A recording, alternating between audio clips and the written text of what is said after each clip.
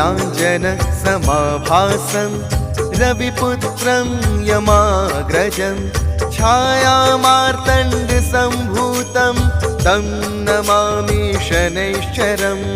नीलाञ्जनसमाभासं रविपुत्रं यमाग्रजं छायामार्तण्डसम्भूतं तं नमामि शनैश्चरम्।